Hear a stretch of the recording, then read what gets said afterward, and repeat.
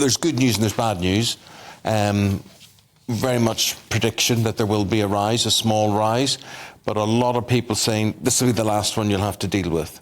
Well, we'd hope so. But we have inflation of over 10% here in the UK at the moment, which is extremely high, and it's the Bank of England's job to try and bring that down. And their way to try and bring that down is by raising interest rates.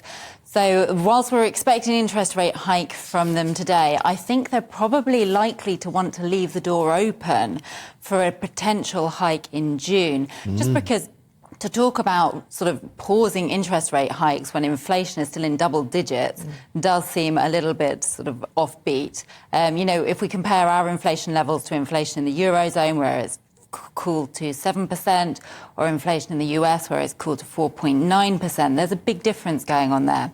We know that the Federal Reserve has said that they're going to consider, or they've hinted that they might consider pausing interest rate hikes in June, but their inflation level is half of what ours is.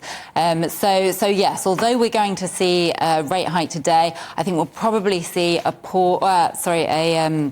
a door left open for further hikes. But there is some good news. I think we're going to see perhaps that the UK economy is actually holding up much better than we were expecting.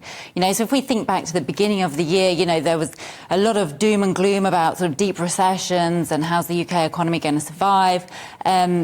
But as it turns out, it does appear to be holding up much better, which is good news for the state of the economy, but it also means that consumers are spending, which is keeping inflation relatively elevated. We were hearing yesterday that the pound is rallying, doing better than expected in the wake of the mini budget last year compared to the dollar, and that they've revised those forecasts in relation to that. So that was a bit of good news. But I was reading this morning that if interest rates do get raised later in the year to as high as 5%, which is obviously possible, that could see house prices going down by 15%, which of course also has an impact on everybody's feeling of wealth and the cost of living crisis. Yes, completely. So that's what's being priced in by the markets at the moment, is that interest rates will rise to 5% later in the year. And that will have a detrimental effect on the housing market. So, I mean, demand is going to be falling. People just aren't going to be interested or looking to purchase houses, you know, with interest rates so high. And even those remortgaging are going to be having a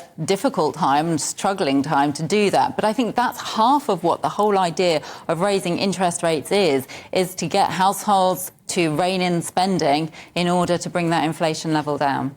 How is America affecting us, Fiona, and what may happen there, and the fact that their debt ceiling is under question? How could that impact on us? OK, well, there's that saying, you know, if the US sneezes, the rest of the world catches a cold, right? Yeah. So, I mean, there's still this impasse, and it's an unprecedented situation of the US defaulting on its debt. So the broad expectation is still that they're going to reach a deal before the deadline, which we're looking at about the beginning of June. If that wasn't achieved, there have been warnings from the US Treasury Secretary Janet Yellen that the consequences really could be catastrophic. And so, you know, we could expect to see, depending how long it goes on for, but there could be, you know, millions of job losses, a deep recession in the US. The stock markets could see quite a lot of their value wiped off, and that would naturally affect the UK, Europe, and other parts of the global economy. Oh, good. Something to look forward to. Fiona Cincotta, thank you very much, financial market analyst from City Index. Thank you.